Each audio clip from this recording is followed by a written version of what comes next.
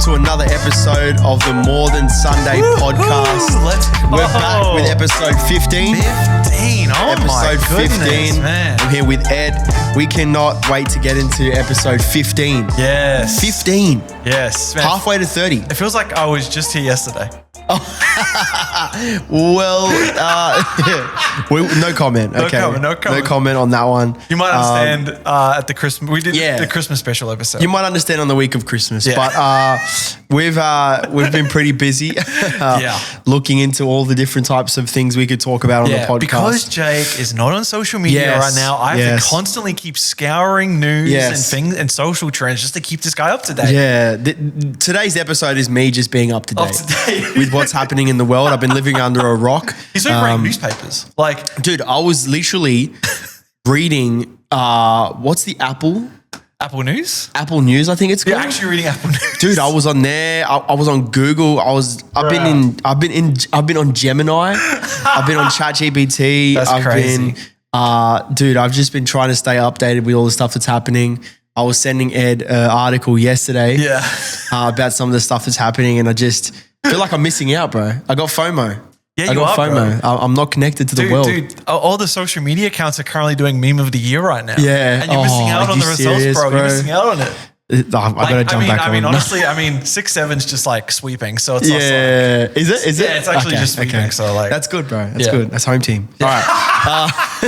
6-7. No. So yeah, episode 15. Okay, and it is. We're getting closer and closer to Christmas. We are getting closer to Christmas. Oh my goodness. Busier and busier. Man, yeah. And so many stuff happening at our church, but also I bet you there's something happening in your personal life. Oh, dude. Family.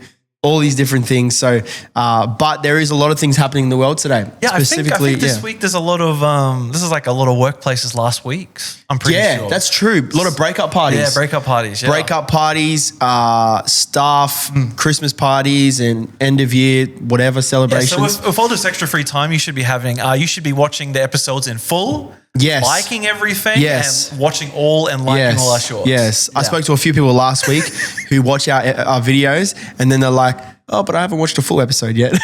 I'm like, dude, get on there and watch it, right? Seriously? And then they're just like, oh, I love the clips. Like, yeah, okay, you can watch a full episode. Yeah, okay? come on. Expand your attention. Yeah, play it in the background. Go to sleep to it. Yeah, wake up to it. Do everything to it. That's Gym to it. Train to it. Okay, yeah, man. Fall asleep listening to our voice. Anyway, so but there's a lot happening, right? There is a lot happening in the world. In the world, not just in Australia, but across the globe, right? And specifically, like with Christianity, religion, stuff like that, right? Yes. Yeah. So we have a lot of news. This time, both like good. Some not so good news. There's like a mixture this week where it's like there's good, and a little bit negative. We don't want to make you depressed. Yeah. And that's our goal because we were looking into a lot of dark stuff. Not dark stuff, a lot of like sad stuff. Yeah, very sad stuff. The last few episodes, but we're getting into the fun stuff again, right? Yes. And Jake's very excited about, I think, the third story. Yes, I am. He's very excited. When we get to it, you'll be able to I'm tell. a bit of a nerd. Anyway, okay. You'll be able to tell when his eyes light up when we get to it. What's our first topic, Ed? So let's talk about the UK. So the Christian Post reported this week on there is a rising number of Brits leaving Christianity and turning to paganism. This is crazy. Dude, I couldn't believe it. So a growing number of Britons who leave Christianity are turning to paganism or other forms of spiritualism instead of converting to other major religions, a new study has found. The Institute of Impact of Faith conducted a survey questioning almost 3,000 adults who self-identified as having experienced a change in their religious belief, seeking to provide insight into how, why, and in what direction Britons are moving between faith, spiritualities, and non-beliefs. It's kind of crazy because like a lot of Christianity, I guess, started in the UK or at least Europe or like so much of, I mean, like the King James translation is from England. Oh, dude, it's so much of. I think is it the Anglican Church? Is the Church of England? Yeah, what are you, Church of England? Yeah, and so like England, the UK was built upon Christian values. Christian people built it, and I think the growing concern right now is the are they still a Christian nation? Yeah, it's like how far it's fallen. Yes, yeah. It's kind of wild because when I think of like Christianity, my mind immediately goes to like the UK. Yeah, same. Yeah, like I mean, God save the king, God save the queen. Like that's British. Yeah, like dude, like the song as well. Yeah, no, they're so Christian that they even have this belief within the royal family. Oh, they're like descendants of. They're descendants of David, King David. So they believe this, and that's why they have the lion on their flag and everything around the crescent or whatever it's called, the palace and stuff. Yeah, yeah. It's definitely probably not true. Yeah, but I mean, that's what they believe, right? Yeah, so, and then you see, and then you're reading stuff like this, and it's like, what's going on in the UK? I mean, outside of everything crazy going on in the UK right now. Yeah. But even seeing these, like, even, I mean, we can go into the statistics now. Yeah, jump to it. So this is what the researchers concluded. Britain is not secularizing in a straightforward way, but rather undergoing a recomposition of belief, a shift away from inherited institutional structures towards personalized, practice-based, and well-being oriented forms of faith. I think the highlight there is inherited. So they're shifting away from inherited institutional structures towards personalized practice. It's almost like a rebellion against what they were born with and raised with. Yeah. Like everywhere you walk, I've never been there, but I know about from people who've been there and lived there actually. And I mean, you see it in the movies. Yeah. Everywhere you look, there's like a church or a cathedral or something there, right? Like it's very Christian. You know, it's a Christian country, was a Christian nation. So it's interesting how, in my opinion, they're not a Christian nation anymore. No. You can't have I'm pretty sure the mayor of London. Oh yeah. Is Muslim. Muslim, yeah.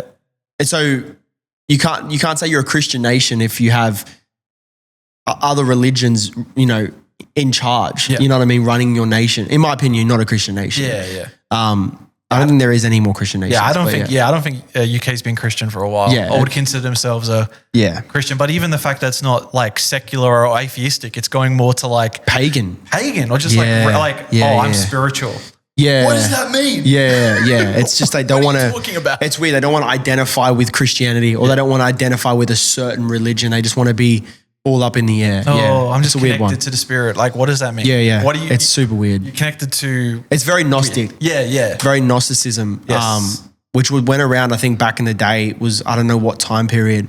It blew up. Yeah. And it's similar to happening again. So 44% of respondents said they left Christianity. 17 said they had newly become Christians. That's good. And 39 of the respondents said they'd become an atheist or agnostic. That's massive. Yeah. Research also had this to say: Britain is undergoing a profound reconfiguration of religious identity. This development does not reflect a disappearance of religion, but rather a diversification and personalization of belief. So around 67% respondents who say they left Christianity say they became atheistic / agnostic. 20% say they've experienced a weakened faith. 9 say they have adopted a form of spiritualism such as Wicca or pagan. Then that's just witchcraft, basically. 3% became Buddhist. 2% became Muslim. Atheism and agnosticism accounted for 2/3 of those leaving Christianity, but paganism and spiritualism together made up the largest block of religious conversions among them. Oh my goodness, dude. For me, I think all this wording that's being released, especially when it comes to like Britain is undergoing a profound reconfiguration of religious identity, it's just basically saying we're pushing out Christianity. Yeah, we're abandoning God. We're abandoning God. We're rebelling against Christianity. Like, it's basically what they're saying. Wicca! Are you serious? Yeah. No, dude, 9%? Are you kidding me? Dude. We're going back to the Middle Ages. That is bad. It's whack.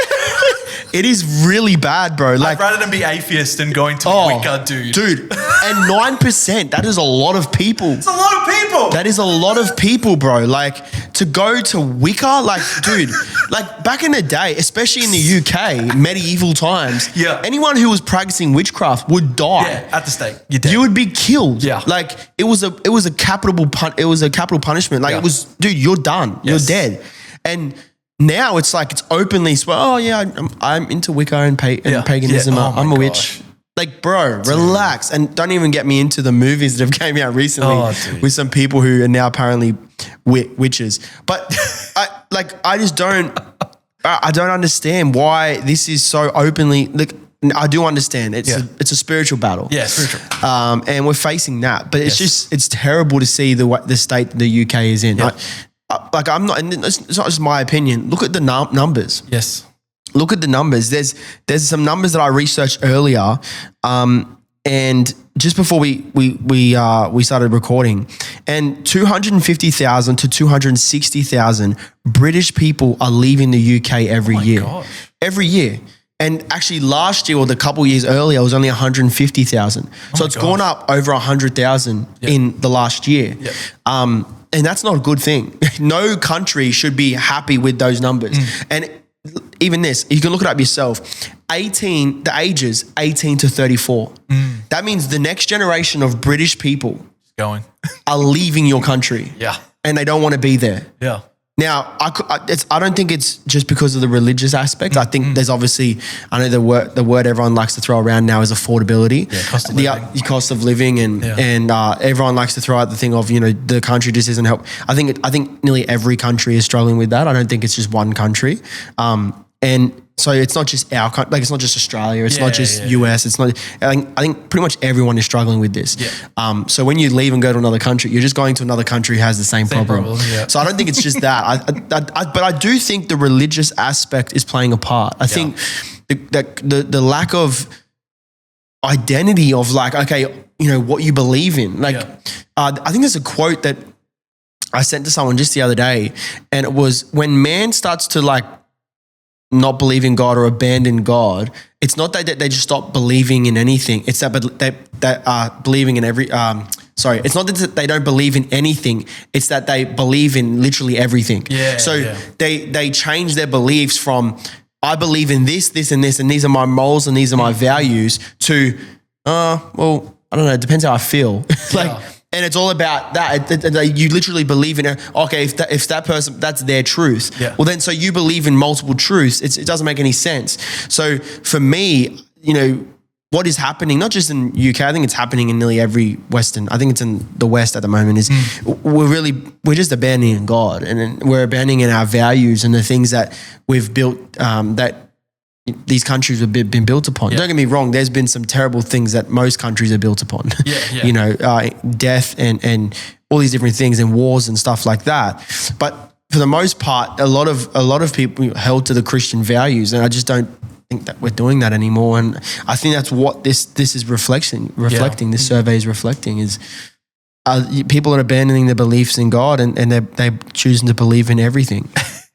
Literally everything. And even the 20% that said that they experienced a weakened faith. Yeah. Sad. Yeah, it's no one else's fault. It's your own. Yeah. It's your own fault that you experienced a weakened faith. But at the same time, I understand it could be your location, whatever it is. But at that point, we're just becoming victims to where we live, and we're blaming. We're not taking accountability, or we're not accepting our role in our own life. If we start doing that. But yeah, the 67% who say that they left Christianity, 6-7, say they become atheist, agnostic. I don't understand that. That's something that I'm actually really confused. For me, because the reason why I am is because the world we live in today, if there isn't, let's say you don't believe in God. You don't believe in Jesus Christ as God. So you're not a Christian. Yes. Let's say you don't believe that. Yeah. Then there's way more Muslims and Islamic people out there, or Jewish people, or not much Jewish people actually, or Buddhist or Hindu and stuff like this. Yeah. There's way more of that out there where they believe in something. You know what I mean? Where you're agnostic or you're atheist, let's just say agnostic, you just don't care. Yeah, that's basically where you're at. Yeah, what they're like, I believe in a higher power, and it just stops there, and it's like they just stop caring. Yeah. And the atheist is like, I just don't believe in God. I know God doesn't exist. We all know atheists. If you're an atheist, I challenge your IQ level. You know, at least they say, I don't believe in God. And where the agnostic is like, oh, I don't know. You just don't care. Yeah, you don't know, I don't care. Like, to me, when you say I don't know, it means you don't care because you haven't looked into it then. Yeah. And when you're atheist, you're just angry at God. Whereas you're agnostic, you just don't want to know, basically, to me, in my opinion. Because the world we live in today, you have information at the touch of a button. Yeah. At the end of your fingertip, you could learn anything. Yes. And the problem is that we have too many people, know-it-alls. obviously 67% thinking that they just don't care. Yeah. You know, so I don't know. I pray for the UK. I pray for. We're gonna start doing mission trips to the UK. Yeah, like honestly, that could be a thing in the next 2 years or something. The way they're heading with some of their laws and stuff like this, dude, it's not looking good. Yeah, but you have to run a mission trip there. Yeah, bro. we'll do a mission trip to the UK in front of the Big Ben. Spread the gospel. Yeah, preaching from the big. Dude, I will say this though, and I don't know their exact name on Instagram, but there is some guys who do street preaching who do street preaching in the UK. Two specific people, and they're really, really good at it. Nice. And they've been kicked out of places and stuff for preaching the gospel. And they're starting to. I think there's. Yeah, I don't know. I think some of the laws they're bringing in is to stop stuff like that. Is to stop stuff like that, and it's very scary because you should be able to do that. I don't care where you're from, who you are. You should be able to preach whatever you want from where you are. Of course, if it's not hateful. Yeah. When you're preaching the gospel about how Jesus died for you, then how is that hateful? It's not hateful. You know what I mean? So it just says, the Bible says that in the last days, men won't know right from wrong. Yeah. And I think that's where we're at right now. And we're in the last days. We know that. So it's, I'm not surprised. But it's very interesting. Yes. It's very interesting where the UK is. Let's just say we hope Australia doesn't get like that. Oh yeah. And I don't think we will. I think we got too many Aussies who are like very yeah, she'll be right. Yeah, well, not even that. It's just like, oh mate, what are you talking about? When you put the footy on? Shut up, mate. Yeah, like they just don't care. Like, what are you talking about? Yeah, mate. When's the game on? Yeah, is the cricket on? Is the cricket on tonight? I gotta go to work I gotta go to work in the morning, mate. They just don't care, bro. Oh, mate, you're gonna turn the steak over on the barbie, mate? Like, what's going on? Yeah, and anyone who's watching from overseas, it's not shrimp, it's steak or lamb. So just don't even go there. Anyway, we'll move on. Yeah, Australian chef sacked for sharing his faith. Wins workplace discrimination case. So good news, dude. This is good. I couldn't believe that he's won a discrimination case. You never hear of that. You never hear of it. A Christian won it on discrimination. Yeah, especially a Christian, because let's say they do. Yeah. No one's going to talk about it. No news outlets are going to put it in there. I think this is a Christian organization. This is a Christian daily declaration. This is obviously. This is why it's out there, but 9 News won't put this out. Yeah, they won't. Channel 7 won't put this out. They just won't do that because they don't. Doesn't fit their agenda. But so Australian chef sacked for showing his face. So Tony, not his real name, we're trying to protect his identity, is a 41-year-old executive chef at a high-end hotel in New South Wales. Sheesh. Tony had recently moved interstate to take up the role. Throwing himself into the position, Tony built strong relationship with his colleagues, supporting junior staff and contributing his skills to a demanding workplace. So basically, he's doing a good job. By every measure, he was a good and loyal employee. Less than a year later, Tony found himself summoned without warning, accused of gross misconduct. Gross misconduct. So what does that say to me? Oh, man. Maybe he was hitting on some people, sexually saying things, flirting. Late to work. Yeah, late to work. Or maybe he was bullying, hygienic, bad hygiene. I don't know. Whatever it was, bullying, something like that. But it says this, he was escorted off the premises. Whoa. The allegations, ? That he had breached the hotel's code of conduct by making inappropriate remarks. So what are you thinking? Dude, this guy's a sleazebag, right? Man, what the heck, yeah. And speaking too openly about his Christian beliefs. And that's how you finish it off. So basically, to whoever's the employer of this hotel, which I wish we could say their name, but we can't. Yeah. Whoever's the boss of this place thinks that because he's a Christian, he has Christian beliefs, he is gross. And he is, expressing gross misconduct. Yeah. Which is completely incorrect. Tony was never given a proper explanation. No clear examples, no prior complaints, no opportunity to respond despite a solid work record and positive relationships. He was dismissed immediately and without process. Like many Australians who face hostility or misunderstanding because of their faith, Tony experienced the injustice of having his career derailed, not because of performance, but because of who he is and what he believes. Yeah. It's terrible. With the Human Rights Law Alliance support, Tony took his case to the Fair Work Commission. Shout out Fair Work. Details must remain confidential. The Human Rights Law Alliance can report that Tony has now reached a satisfactory settlement, allowing him to put his painful chapter behind him. He's also secured new employment and he's rebuilding stability for his family.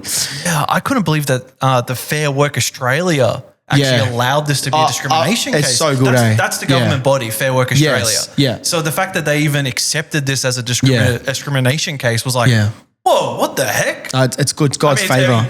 It's great news. Yeah. That they're not just being like, oh, you're a Christian. Nah, when that's not discrimination. Exactly, yeah. Yeah. And that's a really good thing. Like it's the opposite of what's happening in the UK, right? Like, sorry, I'm not like dissing UK right now, but this is Anyway, so good. Like good. Yeah, I think good news. Yeah, it's good news. Like God is obviously watching over Tony, yes. right? If his name is really Tony, it's probably not, but Tony, God is watching over this guy and he's looking after him. It just shows that don't be ashamed of your faith. Yeah. Because God will always look after you, even if you will face discrimination, or you may face persecution, which you will. The Bible says so. Yes. You got to stay strong and you got to stick firm to your beliefs and what God has called you to do. God has called you to be a Christian in your workplace, in your family, in public, everywhere you go. You are a Christian, and Paul says you're an ambassador for Christ. Yeah. So if you're an ambassador for Christ, then that's what Tony was doing, and obviously people didn't like it. His employer specifically. You know what's crazy is that his colleagues must have liked it because he was by all reports, a nice guy. Everyone got along with him. But his employer just didn't like the fact that he was a Christian. So I'm guessing his employer was atheist. Yes. Or maybe he was something else. But, it sucks that, you know what it is? It sucks that they have power to do something like that. Yeah. An employer or something. But I think what the greatest thing is that, God was watching over him through the government. And it takes me to a scripture, I believe it's in Romans, where Paul says that we should be respecting the people in power over us, and because God has placed them in that position. Don't get me wrong. If the government or whatever, they're forcing you to do something that is against God, is against is anti-Christ or whatever it is, then don't do it. But if you can trust in your government, you can, and so I think there's a real balance there when it comes to being a Christian is the scripture also says this, you know what I mean? And we have to understand that. So they looked after him and they took care of him, and praise God for that. Thank God that he can get a new job or go back to what he loves. I'm guessing he's obviously a chef. So, he can get back into chefing and cooking up some fire food. But really, really good. Like it's a thing of God when you see that doesn't matter what you face, doesn't matter what you'll come up against. As long as you stick to what God has called you to do and keep doing what he says, he'll watch over you. And it takes me to something. So let's say this happens, which is a thing of God. It's a good thing. Yeah. But then there's also these things that we got to watch out for, which is there's a new law in Victoria that is kind of putting a suppression on conversion. And this affects Christians, right? So this could affect other religions as well. I mean, Judaism, they don't evangelize. So Jewish people, they don't want to go pray over people and convert people, right? They don't really want to do that because they're God's chosen people, right? They're the elect, okay? But then you also have the Muslims, which they will convert people, but they're kind of doing that less now, and they're just having more kids than everyone else. And then you also have, or they'll forcefully convert you. And then other religions, they do it in other ways as well. But Christianity is really the only religion, really, other than maybe the Mormons, which they call themselves Christians anyway, but they're not. They're a cult. But, other than Mormons and maybe Jehovah's Witness, where they will actually go out and evangelize. And Christians. So really this is a target, in my opinion, This is more of a targeting towards Christians. Christians, yeah. Because let's be honest, what's the only religion that challenges? And I'm about to read some of the things that Gemini gave me regarding this new law in Victoria. I'll read the actual law and everything in a moment. But, to actually enforce this law, really you're only targeting a few different religions, and the main religions who evangelize with it and try and convert people openly in public is Christianity. It's Christianity, yeah. Okay, so this is where they're pushing it. So this is the Prohibition Act. So it came in 2021, change or suppression in brackets, conversion practices, Prohibition Act 2021. So just a quick overview on legal things, right? The act makes it unlawful to engage in any practice, including a prayer-based practice, that is directed at an individual with the intention of changing or inducing them to change or suppress their sexual orientation or gender identity. So where did it say it here? I'm just trying to look up the last little bit. Where did I get to? Yeah, so private versus directed prayer. So, you're private. So really they're targeting prayer here. So you don't want to directly pray over. So this is the can of worms that this opens up, in my opinion. And there's a quote here that I'll read in a moment. So the can of worms that's open up is, so let's say you're evangelizing in the city. Yeah. And someone says, I'm calling the police on you. You just committed a crime. He's like, what crime did I commit? You prayed, and you prayed against me. Yeah. Because you prayed against sexual immorality, and I like sexual immorality, or whatever it is, right? Yeah. Like whatever they will say. And then it's like, no, I wasn't praying against you. No, you were. Blah, blah, blah. And all of a sudden there's these allegations, accusations. People get charged, whatever it is, and there was nothing wrong there, but they were just expressing their beliefs. And that's what my problem with this is, right? And this is 2021. This is a while ago it came out. But we really got to challenge this because this is not okay. Yes. Now I saw there was some protests, and I think more and more Christians are standing up and coming against some of these things, these acts and things that are being passed in Parliament that are sort of not okay for Christians and not even just Christians, but people who practice their faith. It's just, and so I think we need to stand up and challenge these things because that's not okay. Like if this gets, I know this won't make it to Queensland because Queensland is the promised land. And also, we got a pretty good, in my opinion, we got a pretty good premier. Look, we're all lazy up here. As well. Yeah. And all we care about is sport. Literally, like our premier, I'm not going to talk, he's just like getting all the sport in Queensland. Like I love it actually because it's so good for me. I love sport. It's really good, but I just think that, we need to pray against this stuff. And it says specifically, there was a quote in the article I read was prayer-based practices are explicitly mentioned as a potential form of this. And so I just want to pray that this doesn't make it. Like if I'm calling the police. Yeah, exactly. And stuff like that can happen. Yeah. But also, we read about a good story of, this change or we read about a good story of how Fair Work covers Tony and he looks after him and this guy's going well and they don't hold it against him because he's a Christian. Yeah. But then we read about in Victoria, which I understand it's a different state, it's not New South Wales, but where they're pushing these sort of things and it's not really helping. So we just got to pray that there's a move within our government. But I just wanted to mention this because there is still things we need to pray for when it comes to restriction of freedom of expressing what we believe in and, what the Bible says, right? Like, and do what we're called to do as Christians. So, we just got to make sure we pray. We got to keep praying and don't stop praying and don't let some of these things come in and scare you away from praying. Yes. Don't not say grace at lunch when you're eating in the food court. Yeah. Because you're afraid. This is people in Victoria, not Queensland, so we're okay. But Victoria, because you're afraid someone's going to say, dude, I'm calling the police on you. Yeah. You're praying. Like, dude, I guarantee you people will do that. Yeah. I don't know if people have. Maybe people can comment or whatever and let us know. But I guarantee you there will be some person who will do that. And we just got to pray for that. But anyway, I'll move on for another subject because I'll keep going on this one. But All right. Let's move on to the next. Let's do it. Okay, Jake, calm down. Yeah, let me calm down. Hidden megastructures beneath Egypt's Giza pyramids are confirmed by scientists. Oh my goodness, dude. Let's go. Dude. Conspiracy pyramid conspiracies, man. Dude, this takes me back. This is awesome. Love this. So Italian scientists, awesome Italian. Oh, yes. Let's go, Italy. Caused a sensation with the March announcement of a colossal underground complex beneath Egypt's Giza plateau, featuring chambers the size of city blocks nearly 3,500 feet down. Radar engineer Filippo Biondi, I think that's Italian. Let's go. Who developed the imaging technique, recently shared evidence confirming the discovery of the confirming the discovery on the American Alchemy podcast. Yep.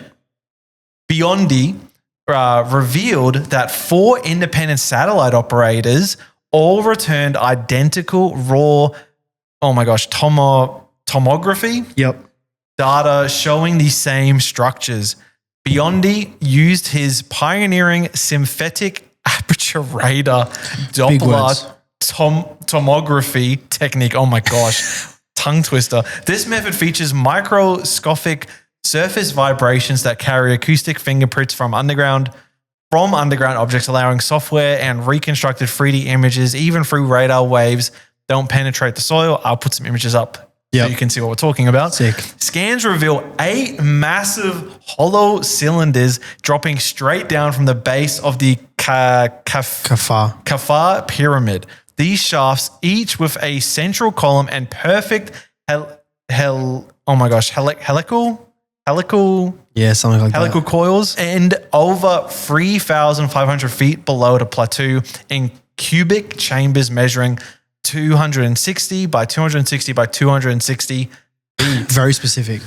When asked if these spirals could be natural formations, he shot back 100%. It's man-made. You will not find perfect coils like this in geology.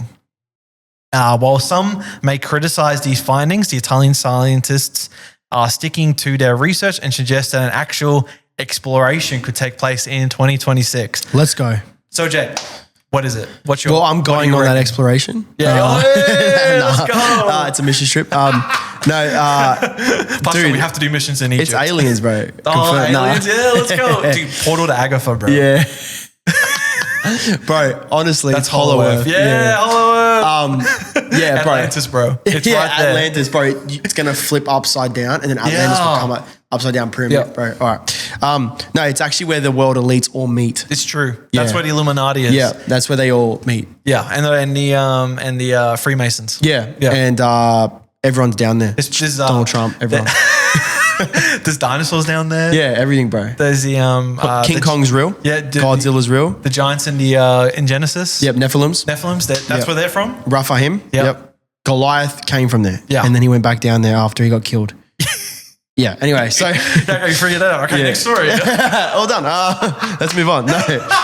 Dude, honestly... This is crazy. Yeah, this is crazy because this is actually, if this is real, which it's actually confirmed. So I'm actually a bit of a nerd on this stuff. So when it comes to the pyramids, I've always been interested in the pyramids. Yes. Because... They're perfect. Yeah. The craftsmanship on the bricks are perfect. Everything. They align with like star placement and like the actual bricks, the sand they're made out of is not local to the area that they're built. Yep. So like everything about the pyramids is a mystery. Yes. It's crazy. It's very crazy, bro. And like it's just so, and people will say coincidental. It's just like if it is coincidence, which I don't know what it is, bro. Honestly, I've watched a few videos here and there. I've read things, and honestly, I don't know. Like, I don't think anyone can really say that they know what it is unless you're really crazy. And you're a big conspiracy. You got tinfoil hat. Yeah, I'm crazy. So, on this I am. So yeah, like it's just like it's a massive discovery. Yeah. Like when it comes to the pyramids, like how long have we known about the pyramids? And there's always been this like, what is this? Yeah, like, what is it really? Everything's measured perfectly. Yeah. And even like, it's just crazy. And then like, how do they build it? It's like 1 ton for one, thing. It's like, how did people carry that? Like they can't. Dinosaurs, bro. Honestly, dinosaurs. That's what my money's like on. all the cavities within cavities, the thing. It's like, what is so even the hidden chambers that they're only just discovering. Yeah, like all these things all this stuff is popping up now. I don't think it's a coincidence popping up now. I think technology has made it better for us to find all these things, especially archaeologists in Egypt. But one thing I found, so when this first came out, like it was like, through what's it called? These very specific scans. Yeah, with these scans, it's like linear scans, is it, or something like that? And they like find all these structures, and when they found out about these coils underneath, and we'll show the image one more time. That image of the coils and everything, it's like all perfect, like perfectly made, like it was made by us. You know, like just the other, like it was made by, I don't know, some sort of guy who was some engineer or whatever. So yeah, it's like all that, and all this stuff's coming out now, and so it's one thing that I was like, what does the Bible say? Because when these things come out, straight away people are like aliens. Aliens, bro. It's alien. And straight away, they're like, okay, aliens did it because there was no, materials, no tools or equipment around, or gear around that time that could do that. Like it would have to be what we have now, like lasers and stuff like this. And so it's got to be aliens. I'm like, okay, what does the Bible say about aliens then? So I looked up what the Bible says about aliens. Here we go. I went into, well, first of all, I went to Answers in Genesis. Now, Answers in Genesis, okay, I've lost the article, but shout out Ken Ham. Yeah, okay, Answers in Genesis, specifically, they don't really give you a straight answer. Because there isn't the Bible doesn't specifically talk about aliens or extraterrestrial life at all. But one thing that I've asked my pastor this as well, and he's always been, I didn't specifically ask him, someone asked him and I heard him answer it, was, spiritual, right? And so, if we look at Ezekiel. Here we go. We look at Isaiah, Ezekiel 1 specifically, there's a passage in scripture where it talks about angels. And when it talks about angels, it's pretty weird, bro. Like the way they talk about angels. If you don't have, or go on Instagram, type in AI Bible and legit, or the AI Bible, and they will do, the guy does AI description. So it's like an AI video, but it's what the Bible describes. So then the AI just puts it into the description, and it's like the most weirdest looking things, bro. Like no wonder the shepherds, when the angel appeared to them, Gabriel, was it Gabriel? Yeah, or the angel appeared, I think it's Gabriel, appeared because he's the messenger. Yeah. He appears to the angels, and then he's like, and the angel's like freaking out, and he goes, don't be afraid. Oh yeah. They always say, be not afraid. They always say, don't be afraid. It's like, bro, how can I not be afraid when there's one big eye with 1,000 eyes around it with 2 wings? What's going on? Dude, you want nightmares? Look up biblically accurate angels. Yes, look it up. Look it up. That's more scary than horror movies. It is. They are freaky looking things. So shout out to angels though. So come protect me when I sleep at night. So like, there's, angels are crazy. So if you want to look into angels, you can look at angels, but don't glorify them, right? Because they're just creatures. We got to glorify Jesus and God. The creator, not the creation. Yes, we got to look. We got to glorify the Creator. Yes. So if you look at Ezekiel's vision, he describes angels, and some people say that looks like a UFO. Or some people would say like UFOs are very similar to that sort of thing, like it's a massive circle, whatever it is, right? And they never really see it up close, but they sort of look like that, right? Yeah. And so people would say, oh, you're seeing angels then running around or flying around. And some people would say that the Bible talks about life on earth and not, there could be life elsewhere, but still God is still, So let's go through the 3 different Christian views on modern alien concepts, okay? Here we go. 3 is this, okay? So you got skepticism. Many believe alien stories are science fiction or potential demonic deception. Designed to distract from God, given that demons can appear powerful or otherworldly. So it's a deceptive thing, so it's deceiving you, so it makes it look like aliens, demons are smarter than what they actually are. And, whatever, we get fearful of them or something, right? And they feed off fear. I don't know what they're saying, but that's the skepticism thing. openness to the possibility, some Christians believe God could have life elsewhere, but that Jesus' salvation is specifically for humanity on earth, viewing extraterrestrials as God's diverse creation. So God still created aliens, but it's like they're over there, they do their own thing, but the Bible doesn't mention them, so it was what it is, right? Like it's like they do their thing. So they're still open to the possibility. And then the other one is focus on God's sovereignty, which I would probably take this. Yeah. So, when it comes to the whole thing, because I know people think about this and talk about this because I saw that the US government and the places around the US government have came out with things about aliens and stuff like this. And I would say this, I would say that we got to focus on God's sovereignty. Oh, yeah. The main point remains that God created everything and humanity's relationship with him is the core focus, regardless of other potential life. Yeah. So I'm not saying that aliens aren't real. I'm not saying aliens are real.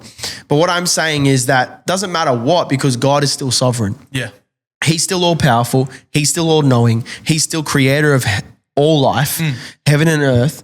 And so we got to understand that. So when these discoveries come out in Egypt and all this sort of stuff, just know that God is still sovereign. Yeah. It doesn't mean God isn't real. Yeah. It doesn't mean that, everything you've read about in the Bible is false. No, it just means that look, there's another part of history that we're uncovering. Yeah. You know what I mean? And I'm sure there's something that I guarantee the Bible will be able to explain it. So I want to say this though as well.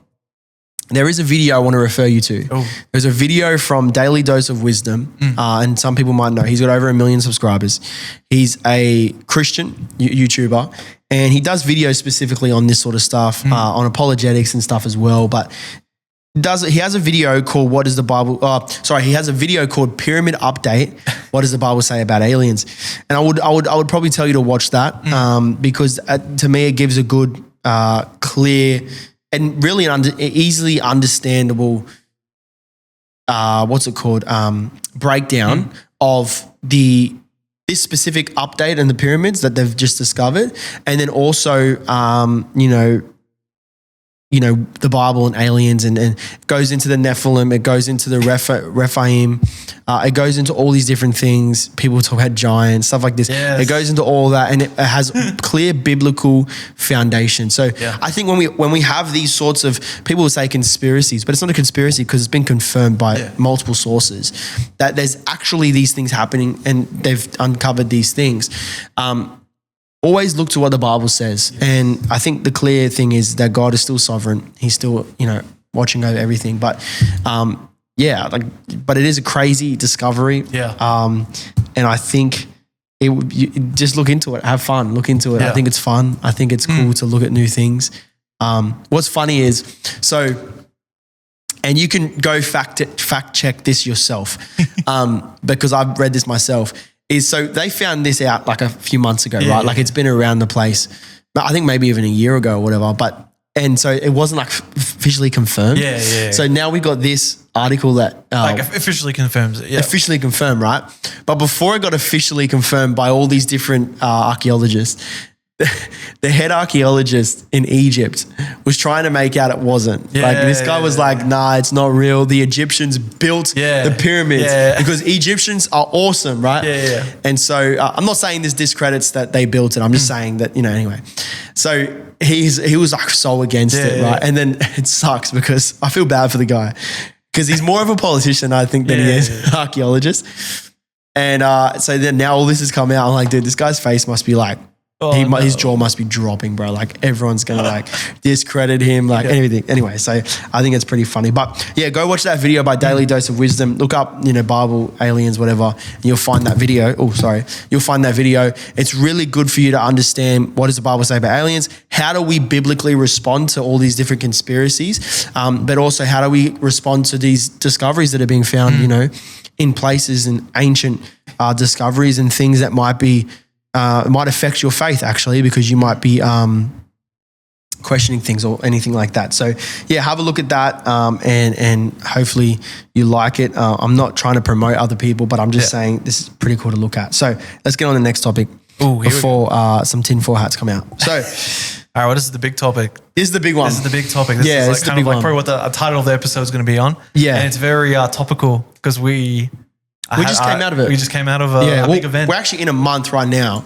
And not even just at our church, but right now. Yeah, a bunch of churches is Christmas time is obviously a lot of events. Everything's happening. At our church, we have something happening every week of the month of December. And I love that because I love Christmas.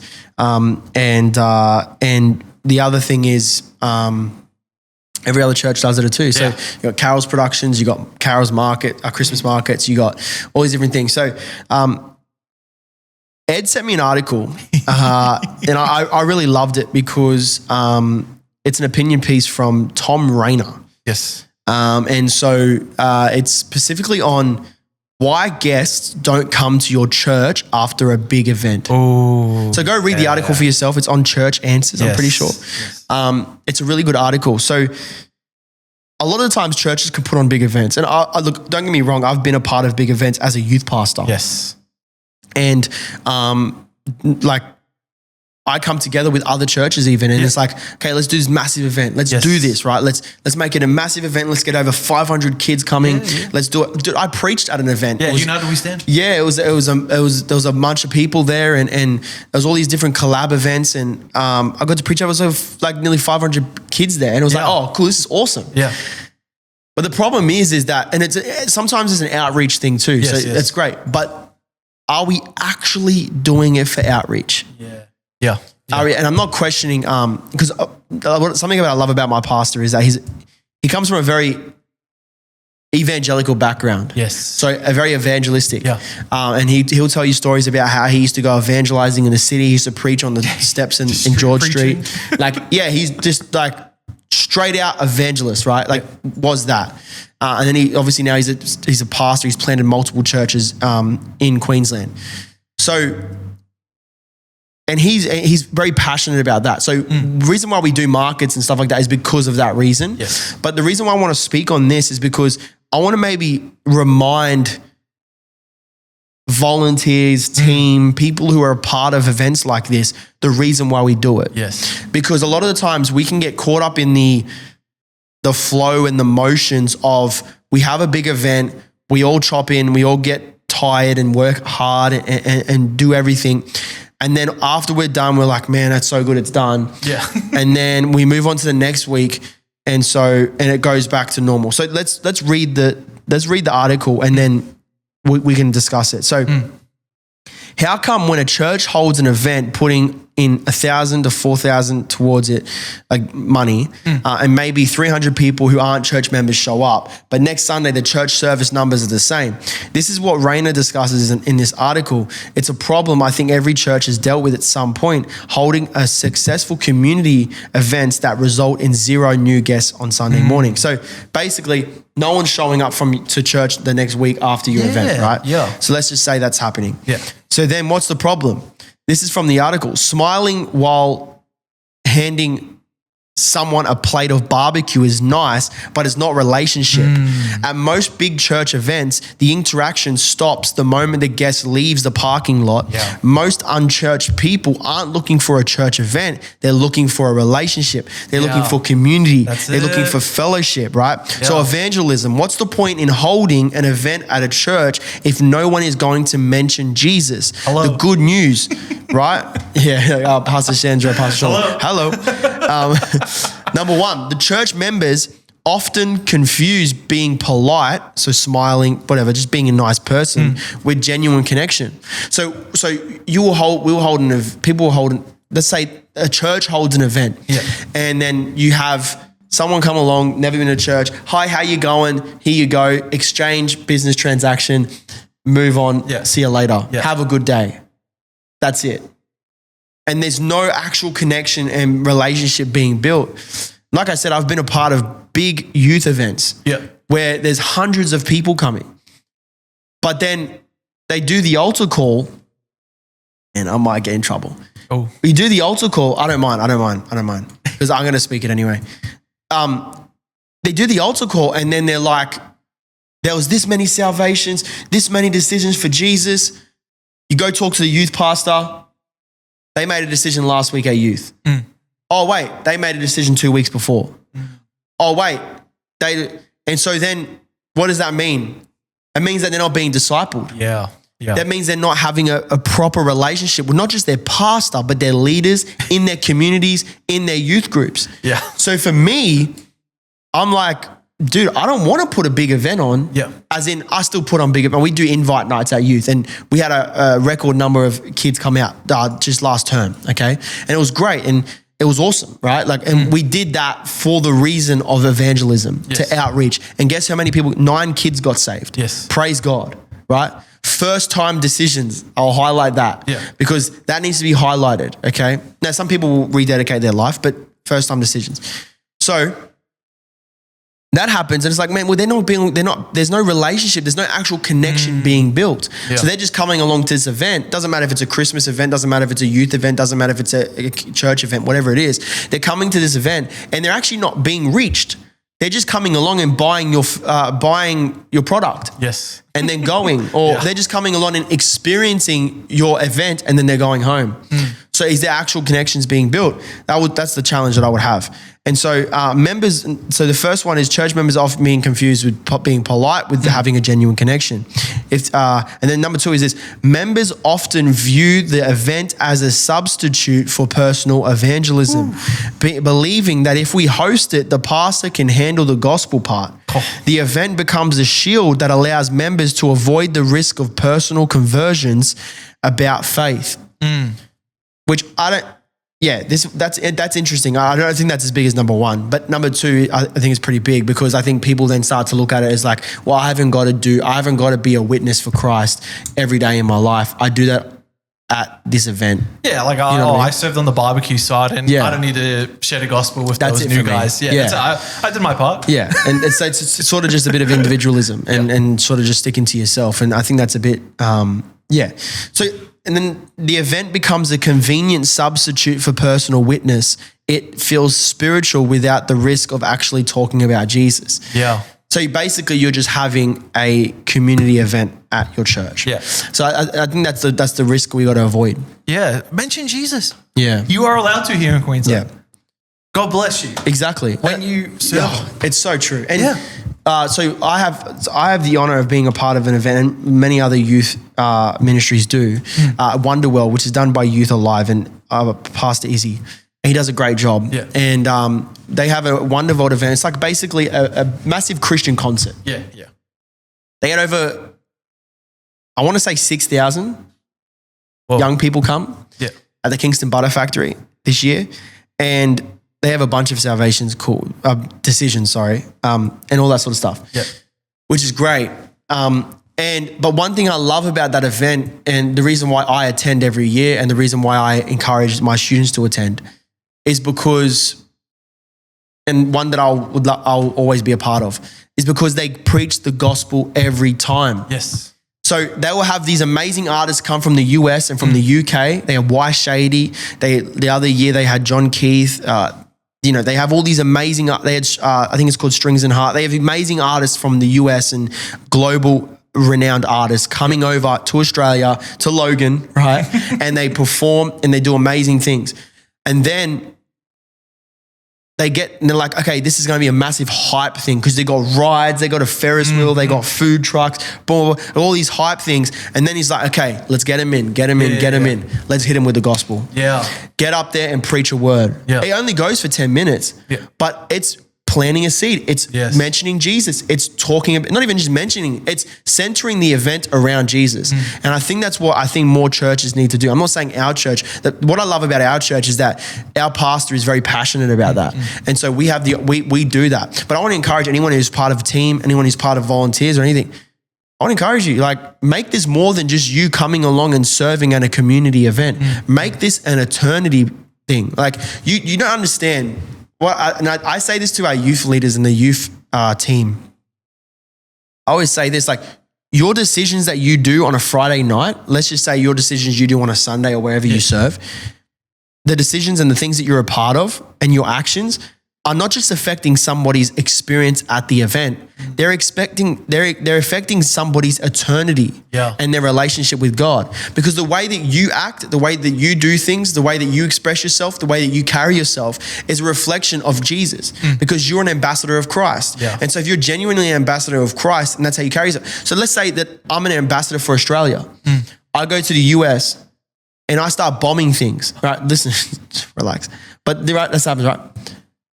Am I a pretty good ambassador for Australia? No, because Australia loves America. We copy them with everything, right? So that's not a very good ambassador. So the same way, I'm not a very good ambassador for Christ if I don't carry myself according to Christ's values.